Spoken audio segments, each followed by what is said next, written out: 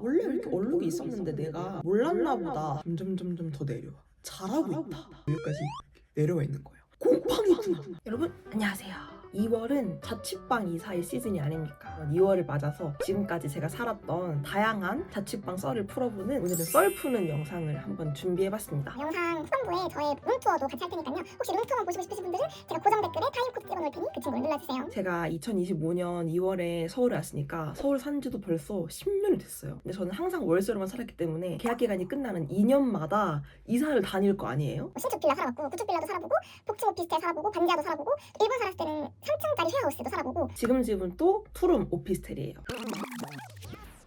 우선 제일 처음으로 살았던 원룸입니다. 이 원룸은 500에 50짜리 원룸이었는데요. 크기도 무난무난, 인테리어도 무난무난. 근데 왜 그 꽃무늬 벽지를 해놓으시는지는 모르겠지만 혼자 살기에 딱 좋은 크기였던 것 같고요. 한번 정수기 기사님이 오신 적이 있었어요. 그때 굉장히 머쓱해요. 이렇게 기사님이 만약에 정수기 앞에서 이렇게 하고 있으면은 저는 이 옆에 이제 그냥 가만히 이렇게 앉아서 휴대폰 하는 척. 그래서 그런 게 좀 머쓱하다. 집에 누군가를 데리고 오는 게 좀 불편하다는 게 있었고요. 사실 지금 이 집에 산다고 하면은 좀 답답했을 것 같은데 대학교 1, 2학년 때는 집에 거의 없잖아요. 맨날 술 마시고 맨날 뭐 행사 있고 약속 있고 이래서 불편함을 못 느끼기도 했고, 제가 본가 살았을 때는 계속 동생이랑 같은 방을 썼거든요. 초중고 내내. 그래서 그냥 동생이 없이 오롯이 나만의 공간을 가지게 됐다는 사실이 제일 기뻐서 첫 번째 자취는 너무너무 행복했던 기억으로 남아있어요. 이제 본격적으로 이 집의 장단점을 말씀드려보겠습니다. 우선 이 집의 가장 큰 장점은 학교랑 가까웠어요. 수업 시작 15분 전에 일어나도 늦지 않을 정도로 그게 굉장히 좋았고요. 경희대는 회기역에 있는데 회기역에서 경희대까지 굉장히 멀어서 내가 학교 근처에 살았다? 그러면 회기역이랑 굉장히 멀었다는 뜻이에요. 아주 가끔 정말 술 먹고 첫 차 타고 들어올 때 현타가 많이 와요. 왜냐면은 회기역에서 내려가지고 쭉 걸어가야 되는데 그 길이 워낙 길다 보니 밤새서 화장 다 번지고 머리 떡져가지고 렌즈 빼가지고 앞도 잘 안 보이는데 이렇게 걸어갈 때 현타가 엄청 심하게 왔고요. 혹시 박세은 쇼츠 중에 첫 차 타고 현타 오는 그런 쇼츠가 있었는데 그거 완전 100% 제 경험담이. 두 번째는 그 집에서 곰팡이가 피었는데 처음에 걔가 곰팡인지 내가 몰랐던 거야. 그리고 제가 좀 성격이 되게 무심? 곰팡이가 핀 거를 인지를 못하고 있다가 곰팡이가 어디 피었냐면 그 어디 피었는지를 설명을 해야 돼. 자, 여기가 이제 화장실이에요. 여기가 부엌이에요. 여기가 이제 침대가 있고 여기가 책상. 그러면은 이 화장실이랑 부엌 사이에 약간의 틈이 있거든요. 이 벽에 곰팡이가 이렇게 자라고 있었던 거야. 여기 자라고 있었는데 제가 처음에는 몰랐어요. 왜냐면 내 시야에 없으니까. 제가 키가 작아요. 제 키가 155라서 그 시야에 없으면 보지 못해요. 근데 얘가 점점점 자라서 이렇게 내려온 거지. 그래서 내 시야에 딱 걸린 날 어라? 원래 여기 색깔이 이랬나? 이렇게 된 거지. 근데 그게 진짜 곰팡이처럼 막 검은색으로 핀 게 아니라 은은하게 회색으로 피었어요. 집 벽지랑 별로 구분이 안 되는 거야. 벽지가 하얀색이었거든요. 그래서 원래 이렇게 얼룩이 있었는데 내가 몰랐나 보다 하고 그냥 살아요. 그냥 살았는데 얘가 점점 더 내려와. 점점 내려와서 이제 합리적인 의심을 한 거지. 이거 잘하고 있다. 근데 그때까지도 이게 설마 곰팡이일 거라고 생각을 못했어요. 그래서 긴가민가 해가지고 제가 그 어린아이들 냉장고에 키 재주듯이 여기 체크를 한 거예요. 예를 들어서 2월 5일 여기까지 내려왔음 이러고 한 며칠 살아. 며칠 살고 다시 이렇게 보는데 아니나 다를까 얘가 여기까지 내려와 있는 거예요. 그때 확신했어요. 얘는 곰팡이구나. 내가 근데 이걸 알아차렸을 때는 곰팡이가 지금 너무 많이 핀 거야. 그래서 어떡하지 하다가 네이버에 쳐봤는데 휴지에 락스를 잔뜩 묻혀서 이렇게 치덕치덕 해놓으면은 곰팡이가 사라진다고 하더라고요. 그래서 대규모 공사 여기 다 치덕치덕 휴지를 붙여놓은 거죠. 그리고 뗐더니 말끔하게 사라져서 그렇게 첫 번째로 곰팡이를 퇴치했던 기억이 있고, 그 뒤로도 다른 집에서 곰팡이를 본 적도 있는데 그때는 놀라지 않고 그냥 락스 사서 터치를 했던 기억이 있습니다. 이 집에서 이제 무난하게 잘 살다가 제가 3학년이 될 때 동생도 서울로 대학을 합격해서 서울로 오게 돼요. 기분이 착잡했죠. 왜냐면 정말 축하할 만한 일이지만 그러면 그럼 동생이랑 같이 살아야 되는데 어떡하지? 이런 생각이 들었죠. 그래서 저희가 새로 집을 구해야 되니까 학교 근처에 부동산을 몇 개를 다녀요. 당연히 투룸에 살고 싶죠. 투룸에 살고 싶었는데 대학가 근처에는 투룸 매물이 거의 없을 뿐더러 저희가 그때 갖고 있던 게 아빠가 준 보증금 1,000만 원이었는데 월세도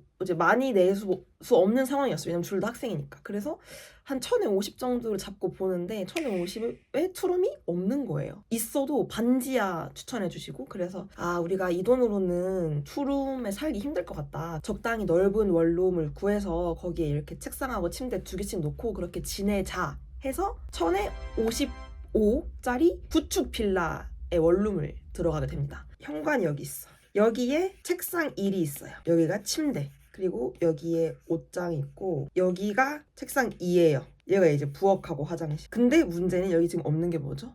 침대 2가 없어. 그래서 옷장 옆에 제가 이불을 깔고 자기로 해요. 동생에게 침대를 주고 나는 그냥 옷장 옆에서 자겠다. 대신에 뭐 안 잘 때는 이불을 개서 이 좀 넓게 공간을 쓰자 이랬는데 사람이 또 이불을 절대 안 개. 나중에는 그냥 옷장에서 옷 꺼낼 때도 동생도 내 이불을 밟고 지나가고 나도 내 이불을 밟고 지나가고 엉망진창으로 살았던 기억이 나요. 이게 좀 깔끔하신 분들이면은 되게 싫어하실 수 있는데 저는 딱히 그렇게 깔끔한 성격도 아니고 예민한 성격도 아니어서 그냥 뭐 그런가 보다 이러고 살았고요. 나중에는 이 옷장도 무너졌어. 이 옷장이 무너지고 옷장 옆에 약간의 공간이 있었는데 거기가 막 벽지가 찢어졌어요. 그 사이에 꽃 그림 그린 거를 끼워놓으면서 틈 사이에 피어난 꽃 이러면서 그냥 놀고 제가 이 집에 애착이 하나도 없었는데 그 이유가 인테리어 자체도 구축 빌라니까 좀 올드했을 뿐더러 어차피 2년 뒤에 떠날 집이고 꾸미고 싶은 마음이 안 들었어요. 의욕이 없었어요. 이 집의 장점을 굳이 꼽자면 1000에 55만 원이라는 적은 돈으로 2명이 살았다. 그런 가격 메리트만으로도 충분히 가치가 있었다라고 생각을 하는데요. 이 집에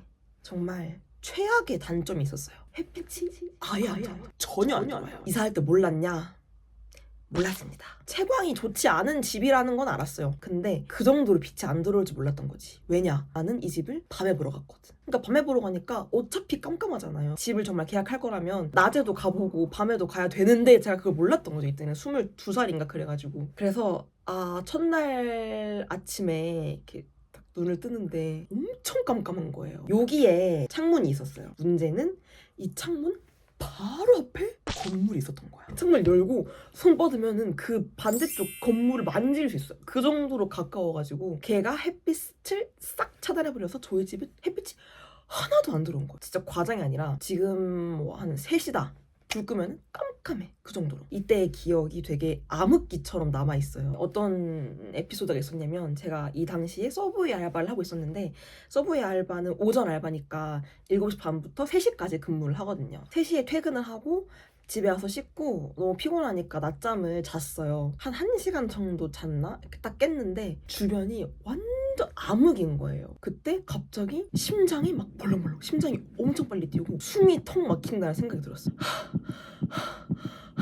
제가 이렇게 쉬더라고요. 저도 모르게. 저는 근데 그때 감각이 너무 무서워서 얼른 나왔어요. 밖으로 나왔는데 밖은 아직까지 밝은 거야. 우리 집에 문 열고 들어가니까 다시 깜깜해. 그 사실이 정말 이렇게 심장이 쿵 내려앉는 것처럼 그날 유독 저에게 다가왔던 것 같아요. 이 집에 살았을 때는 쉬는 날에도 무조건 밖에 나가려고 했고 공부를 하더라도 무조건 학교 도서관 아니면 카페. 그래서 이때 자취방을 구할 때 우선순위라는 게 정말 중요하구나. 그리고 나한테는 그 우선순위가 햇빛이구나 라는 거를 알게 됐었어요. 그리고 이 집의 두 번째 단점은 뭐였냐면 바퀴벌레가 너무 많은 거예요. 제가 땅바닥에서 잤잖아요. 그러니까 자려고 누웠을 때 바퀴벌레가 내 앞을 지나갈 수도 있겠다. 아니면은 얘가 기어가다가 바닥을 타고 내 몸으로 올라올 수도 있겠다. 이런 공포감이 바퀴벌레가 근데 이사하는 날까지 나왔어요. 이사하는 날 이렇게 짐을 다 빼잖아요. 그 안에서 바퀴벌레가 막 나와. 난 강해져야 했다.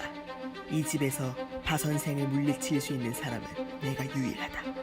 동생 놈은 아무짝에도 쓸모가 없다. 세 번째는 이 집의 단점이 아니라 제가 이 집에 둘이 살면서 겪어야 했던 단점이었는데요. 나만의 공간이 없다 보니까 제 성격이 되게 난폭해지고 신경질적으로 변하는 것 같아요. 이 시기에 제가 되게 사소한 거에도 엄청 짜증이 나고 잘못한 것도 용서를 못 하겠고 막 너무 화가 나. 왜 그래? 왜 저러는 거야? 이렇게 화가 나서 성격이 좀 변했던 것 같아요. 이 집에서 교훈을 뼈저리게 얻고 모든 걸 다 가질 수 없으니까 우리가 중요하게 여기는 가치가 오케이 되면은 다른 거는 좀 참자 이렇게 한 거예요. 사실 뭐 돈이 정말 많으면 아무것도 포기하지 않고 좋은 집에 살 수 있지만 보통은 그렇지 않은 경우가 더 많다 보니 우선순위를 정할 수밖에 없었어요. 저희도. 그래서 저희가 다음에는 어떤 집으로 이사를 가느냐. 바로 복층 오피스텔로 이사가게 됩니다. 물론 이때도 투룸으로 가면은 제일 좋았겠지만 이 당시까지도 저희가 대학생이었기 때문에 소득이 알바비밖에 없고 1,000만 원에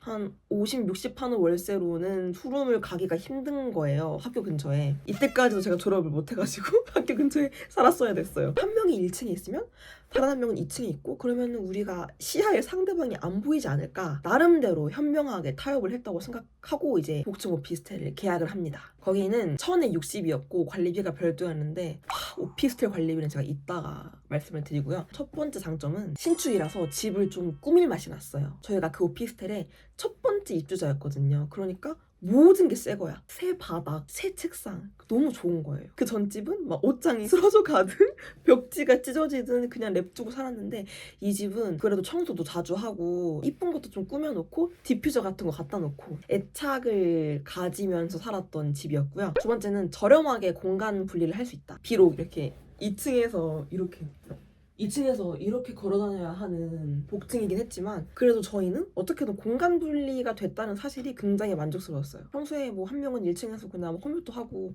한 명은 2층에서 휴대폰 하면은 되게 독립적인 공간에 있는 느낌이 들어서 그거는 만족스러웠습니다. 복층 오피스텔의 단점. 첫 번째는 관리비가 너무 비싸요. 너무 비싸요. 제가 아까 그 집이 1,000에 60이었다고 했잖아요. 근데 입주하기 전에 부동산 중개인 분께 물어봐요. 여기는 관리비가 평균 얼마인가요? 했는데 저희가 첫 번째 입주자니까 앞에 그 사례가 없는 거예요. 평균 얼마나 나오는지. 그래서 그분이 나도 잘 모르겠다. 근데 한 뭐 보통 7만 원 정도 나온다 라고 하셨어요. 그래서 괜찮다 이 정도면은 했는데 오피스텔 관리비는 그 평수에 비해서 진짜 관리비가 말도 안 되는 것 같아. 진짜 전기세, 가스, 수도 이런 거는 기본이고 뭐 승강기, 공동 전기세, 뭐 화재 보험료, 그거랑 뭐 청소비, 경비 아저씨 계셨는데 경비 아저씨 뭐 돈도 나가고. 그 관리비 내역 종이가 오잖아요. 그러면 엄청 많았어요. 항목이.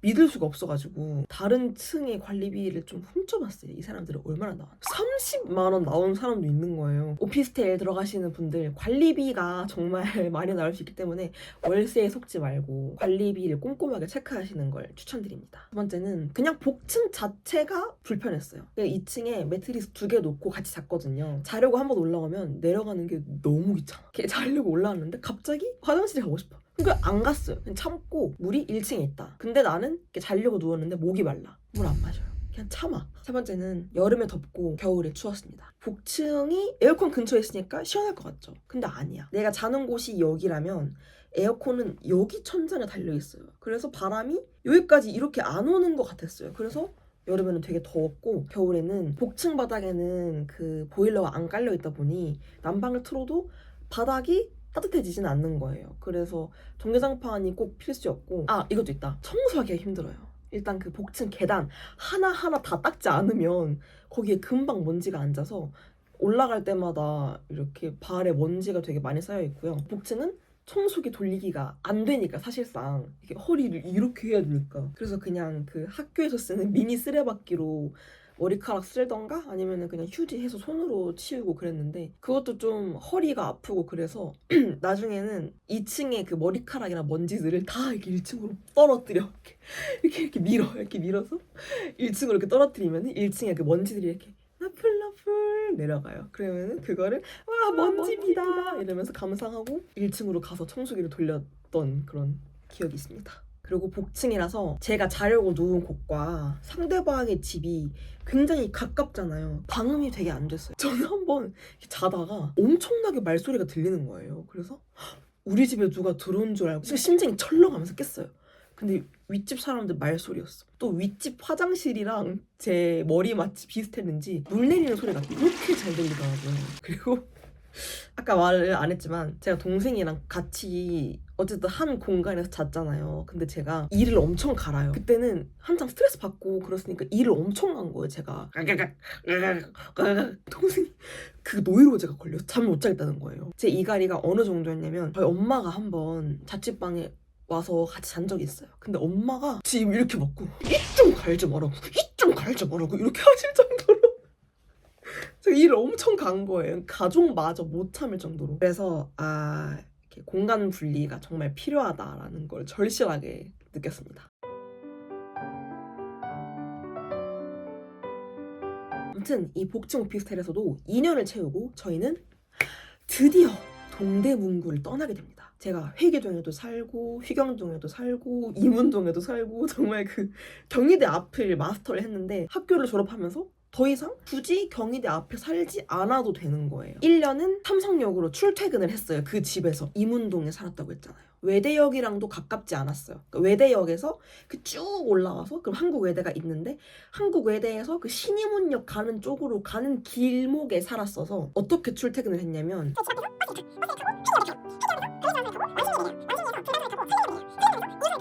이번에는 내가 환승에 정말 환멸이 나서 무조건 2호선을 살겠어 라는 다짐을 하게 됩니다. 근데 지방에서 올라와서 서울에 터를 잡으신 분들은 공감하시겠지만 우리는 어디든 살 수 있어요. 나는 그냥 2호선이기만 하면 성수에 살 수도 있고 건대에 살 수도 있고 뭐 서울대에 살 수 있고 신대방에 살 수도 있는 거예요. 어느 곳에서나 살 수 있는 게 장점이었던 것 같아요. 그래서 약간 어디에 살아볼까요? 원래는 건대를 먼저 보러 갔어요. 근데 건대랑 구의 그쪽은 제가 마음에 드는 집이 별로 없어서 여기 패스 그러면은 삼성역에서 이쪽으로 가보자. 그래서 뭐 사당, 낙성대, 서울대 이쪽을 한번 본 거죠. 근데 이때 집을 보러 다니면서 제가 든 느낌은 무기력감이었어요. 엄청난 무기력감. 왜냐면 저도 이 당시에 취업한 지 1년밖에 안 돼서 모은 돈이 사실상 거의 없었고 동생은 이때 한창 편입 시험 치러 다니던 시기였거든요. 그러니까 역시나 또 모은 돈도 없고 월세를 많이 낼 수 있는 형편도 아니고 집 몇 개 보다 보면 드는 생각이 싸고 좋은 집 같은 건 없다. 비싸고 안 좋은 집은 있을 수 있어. 근데 싸고 좋은 집은 절대 없다. 이거를 알아버린 거예요. 좋은데 갈 수 있겠냐? 어차피 우리가 보는 집 다 거기서 거기야. 그 무력함에 제가 패배해서 그러니까 좀 다 포기하는 그런 느낌이 됐어요. 그냥 몰라 저 땅에 살아. 의욕 없이 몇 개 돌아다니다가 서울대 입구역까지 왔어요. 서울대 입구역에서 어떤 공인중개사 분을 만나게 되는데 저는 그분께 정말 감사드리는 게 정말 성심성의껏 집을 알아봐 주셨어요. 몇 개 집을 좀 보여주시다가 저한테 굉장히 조심스럽게 정말 좋은 집이 있다. 여기는 방이 2개 있는데 방 크기가 똑같고 방마다 에어컨이 있다. 이러시는 거예요. 너무 좋잖아요. 왜냐면 투룸을 찾는다고 해도 방 크기가 비슷한 투룸이 잘 없어요, 보통. 근데 방 크기가 똑같고 방마다 에어컨 있다? 너무 좋은데? 했는데 그분께서 다 좋은데 진짜 반지하예요. 이러시는 거예요. 저는 반지하는 애초에 고려 대상이 없었거든요. 어쨌든 햇빛이 들어오는 거를 중요하게 생각하는데 반지하면은 그거는 좀 충족되지 않을 것 같아서 말씀을 드렸어요. 제가 햇빛이 정말 중요해서 반지하는 고려를 하지 않고 있다 했는데 그분께서 여기는 반지하인데도 햇빛이 들어온다 이렇게 하신 거예요. 그래서 그래요? 그러면 밑좌 본전으로 한번 보기나 해볼까요? 이래서 집을 보러 갔어요. 완전 이렇게 언덕배기에 있는 반지하였어요. 언덕 있잖아요. 이게 사람이 걸어가는 길이에요. 저희 집이 이렇게 있었던 거예요. 여기. 사실상 그러니까 이 사람 입장에서 보면은 3층이야. 창문이 다 밖으로 뚫려 있고 뭔가 반지하인데도 좀 괜찮은 거예요. 어쨌든 이렇게 들어가 봤는데 집에서 좋은 향기도 나고 방 사이즈가 정말 똑같고 방마다 책상 하나씩, 침대 하나씩, 에어컨 하나씩, 옷장 하나씩 있고 너무 괜찮은 거예요. 마음이 좀 뺏겼어요. 왜냐면 저는 복층에 살면서 햇빛에 대한 니즈는 충족했지만 개인 공간에 대한 니즈는 충족하지 못했잖아요. 그래서 이번에는 나 기필코 내 방을 갖겠다라고 생각했는데 여기는 개인 공간이 정말 잘 보장될 수 있고 심지어 1000에 57 엄청 싸죠. 동생은 반지하를 엄청 반대했어요. 근데 제가 내가 가봤는데 동생이 이때 시험 준비 때문에 같이 집을 못 보러 다녔거든요. 그래서 내가 가봤는데 괜찮다. 반지하라 생각이 안 든다 하고 설득을 했어요. 무엇보다 더 이상 집을 보러 다닐 에너지가 없었어요. 우리가 가진 돈으로는 어차피 거기서 거기인 집일 텐데 이 정도로 그냥 만족하자. 이렇게 해서 동생도 제가 이렇게 말하니까 그냥 그래 뭐 2년 사는 건데 하고 반지하에 입주를 하게 됩니다. 지금부터는 반지하의 장단점인데요. 첫 번째, 아주 저렴한 가격에 투룸을 살 수 있다. 1000에 57인데 가스비, 전기세만 별도, 다른 건 다 포함되어 있는 금액이었어요. 그 인생 네컷 붙이는 거를 너무 하고 싶었는데 그전에는 나만의 공간이 없으니까 그걸 못했거든요. 근데 원 없이 인생 네컷 붙여놓고 그게 정말 행복했어요. 그리고 제가 느낀 반지하의 두 번째 장점은 여름에 덜 덥고 겨울에 덜 춥다. 땅 근처에 위치해 있어서 그런지는 모르겠는데 여름에도 그렇게까지 덥진 않고 겨울에도 그렇게까지 춥진 않은 거예요. 뭐 우풍이 들고 이런 것도 없고 대신에 습도는 좀 높았어요. 그래서 그 여름에 습기가 엄청나다고 저도 느껴져서 처음으로 제습기라는 걸 사봤어요. 배송 온 날 조립을 해놓고 딱 트는데 몇 퍼 나왔는지 아세요? 95%가 나온 거예요.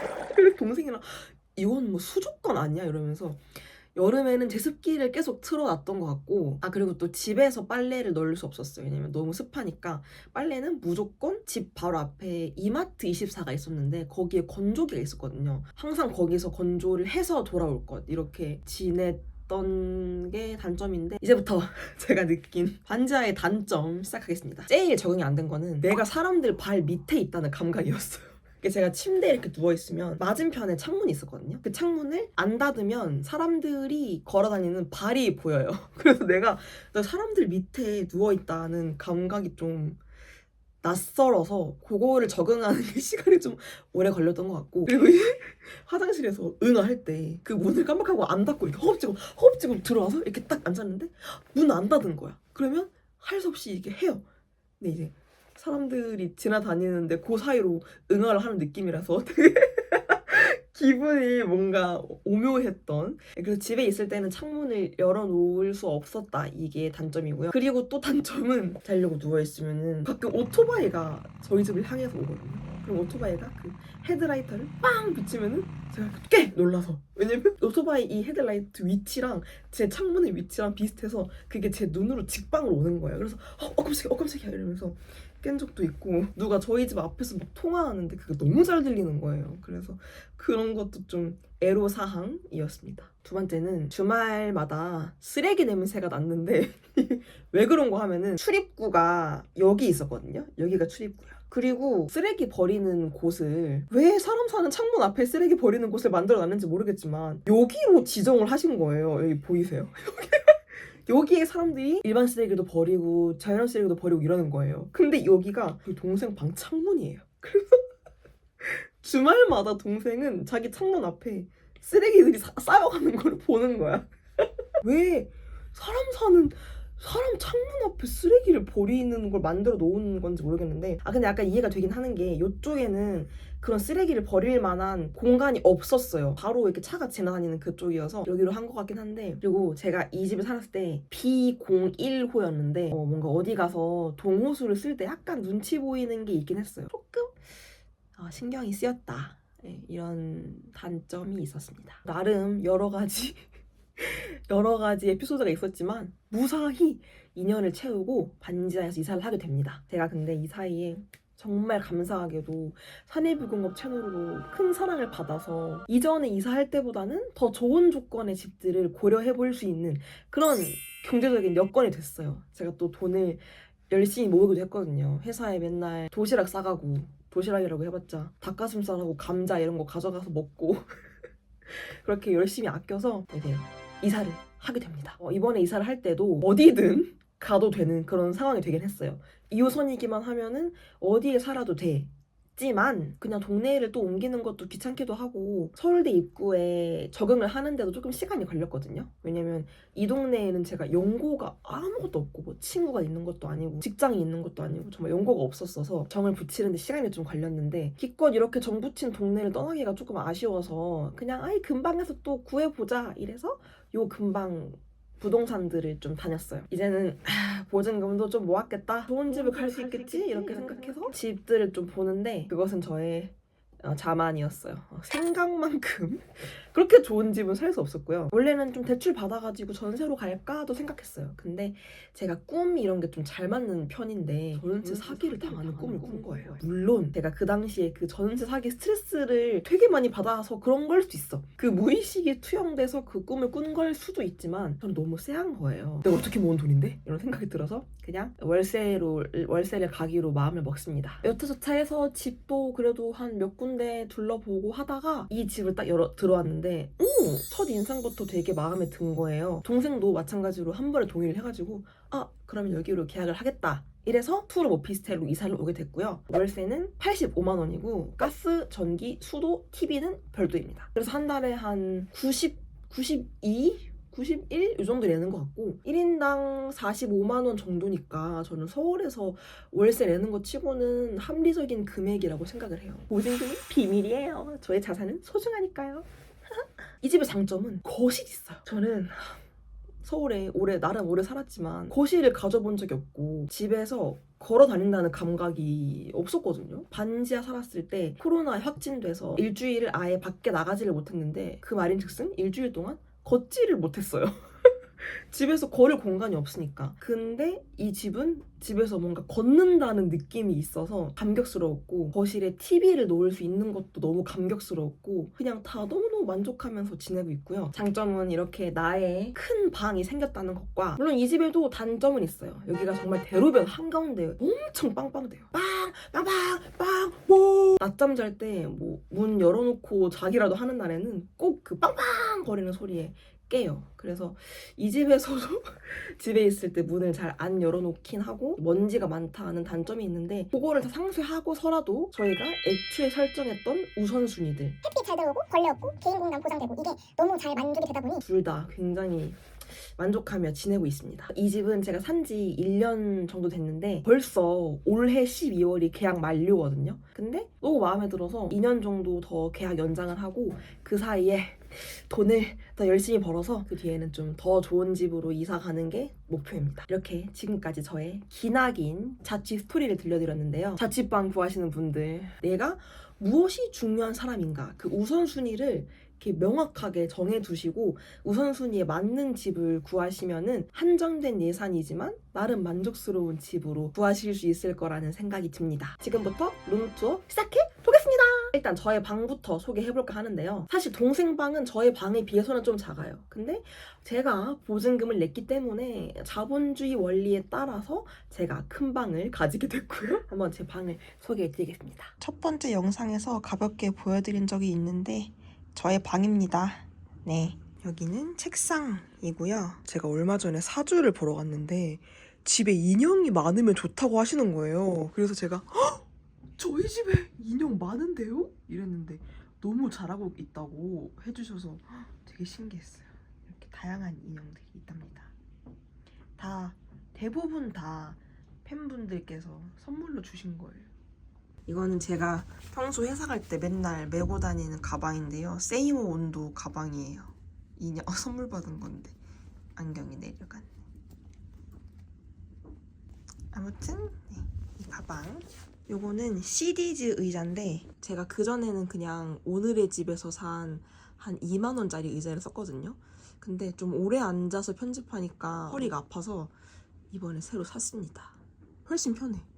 이 액자에는 이 주류 호소인 4명 멤버 찍은 사진을 끼워놨고요. 네, 저희 사진 여기도 더 있습니다. 이것도 그 45 아이디 갔을 때 액자로 만들어 주셔서 제가 가지고 온 거고 이런저런 선물 받은 향수랑 디퓨저 이런 거. 이건 유튜브에서 선물해 주셨어요. 너무 좋아. 화장은 그냥 여기 보통 이렇게 양반다리 하고 앉아서 화장을 하고 있고요. 이 이불은 제가 한 2년 전쯤에 회사분들께 생일 선물로 받은 건데 포토제니아 굿즈라는 곳의 이불이에요. 여기 이불 다 너무 예쁘다. 너무 예뻐. 근데 제 방에도 얼마 전에 벽지가 찢어진 거예요. 이것도 눈치를 못 채고 있다가 어느 날 눈에 들어왔어. 주인분께 말씀드렸더니 조만간 요거는 다시 도배해 주신다고 하시는데 이 부분만 도배해 주시는 건지 어떻게 하실지는 모르겠어요. 그리고 이거는 옷장인데 자취하면 아무래도 수납 공간이 너무 부족하잖아요. 지금도 옷을 넣을 데가 별로 없어서 그냥 여기 안에 다 이렇게 우겨놓고 있어요. 짜잔. 반대쪽에도 옷이랑 여기 밑에는 뭐 가방이나 목도리 이런 것들 이렇게 보관하고 있고요. 여기 이 공간을 보고 제가 계약을 하고 싶다라고 마음을 먹었는데 짜란! 여기 이렇게 각종 짐들을 숨겨놓을 수 있습니다. 건조기도 여기 숨겨놨고요. 이렇게 또 옷을 수납할 공간이 부족해서 이 옷장을 사가지고 여기에 또 보관을 하고 있습니다. 그리고 운동복 같은 경우는 이 거울 옷장에 보관을 해두고 있습니다. 밑에는 평소에는 잘 안 입는 뭔가 정장류들입니다. 그리고 여기 밑에는 그냥 옷을 좀 처박아 놨습니다. 사실 방은 이거 보여드리면 끝입니다. 별게 없어요. 짠! 여기는 저번 영상에서 설명드린 저만의 비밀의 화원 같은 느낌으로 꾸며본 공간인데 좀 소개를 드리고 싶은 아이템이 있다면 얘는 제가 일본 돈키호테에서 산 건데 이렇게 포장이 되어 있었어요. 그래서 처음에 헤어밴드인가 보다, 킹종이랑 짱구 같이 있는 헤어밴드인가 보다 하고 너무 귀여워 이러고 샀는데 포장을 뜯으니까 이렇게 되어 있는 거예요. 그러니까 알고 봤더니 얘 용도가 팔에 껴서 긴 팔 입고 세수할 때 옷에 물 묻지 말라고. 이렇게 물이 이렇게 떨어지니까 옷에 물이 안 묻잖아요. 그런 용도였던 거예요. 요즘같이 이제 긴 팔 잠옷을 많이 입을 때 잘 쓰고 있는 그런 친구입니다. 되게 좋아요. 이렇게 안 내려가고 설거지할 때도 좋고. 이거 향 너무 좋아요. 나만 알 수 없어. 비비향 월넛 크릭 그린이라는 냄새인데요. 뭔가 비누향 같기도 하고 섬유유연제 향 같기도 하고 제가 좀 무겁고 완전 나 여기 존재해 이런 향수 별로 안 좋아하는데 얘는 제가 그 향수 표현을 잘 못하겠어. 근데 뭔가 비누향과 섬유유연제 향이라는 키워드가 떠올라요. 그래서 이거 잘 때 그냥 툭툭 뿌리고 자면은 되게 포근하고 기분이 좋아서 잘 쓰고 있는 친구고요. 이것도 생일 선물로 받은 손목 마사지기. 제가 버티컬 마우스를 써서 손목이 잘 아프진 않지만 가끔 하루 종일 편집하면 조금 아플 때가 있어요. 그때 이렇게 해서 이렇게 지지직 하면은 약간 손목에 좀 무리가 덜해지는 그런 느낌이 있습니다. 짜잔. 보이세요? 이 수많은 편지들? 여러분들께서 주신 편지를 하나도 버리지 않고 다 이렇게 모으고 있답니다. 그림 그려주신 것도 제가 다 갖고 있어요. 이거 봐. 너무 귀엽죠? 너무 사랑스러워. 누군가에게 편지를 써준다는 행위가 진짜 전 너무 갑자기 눈물 날 것 같아. 대박. 이 어린 친구 글씨 보니까 갑자기 눈물 날 것 같아. 갑자기 눈물 날 것 같아. 눈물 났어 이미. 진짜 민지 그림도 이렇게 그려줬어. 내 그림도 이렇게 그려줬는데 TV 큰 거를 갖는 게 로망이어서 큰 거를 샀고요. 짜잔. 아주 귀여운 동물의 숲 피규어. 이거는 유튜브 행사에서 주신 크리스마스 트리 오르골입니다. 이 소파의 단점은 계속 이렇게 밀려서 이렇게 된다는 거지. 되게 밀려. 나중에 이러고 있잖아. 나중에는 이렇게 누워있어. 저희 집에 또 신기한 구조물을 하나 보여드리겠습니다. 처음 집 보러 왔을 때 이게 이렇게 돼 있길래 그 사람들이 그냥 안 넣고 사는 사람들인가 보다 이러고 있었는데 저희가 이사 와서 이거 넣으려고 하니까 안 들어가는 거예요. 이게 알고 봤더니 도마처럼 쓸 수 있는 뭔가 주방을 좀 넓게 만들어주는 그런 구조인 것 같은데 문제는 이 끝이야. 더 안 들어가. 그래서 굉장히 이렇게 튀어나온 아이가 계속 있다. 죄송해요. 룸투어 이렇게 찍는 거 아닌 것 같은데 집에 보여드릴 게 없네. 다 보여드렸어요. 저희 집이 그렇게 넓지 않아가지고 끝났어요. 어떡하지? 대충 이 정도로 봐주세요. 그럼 지금까지 영상 봐주셔서 감사합니다. 안녕.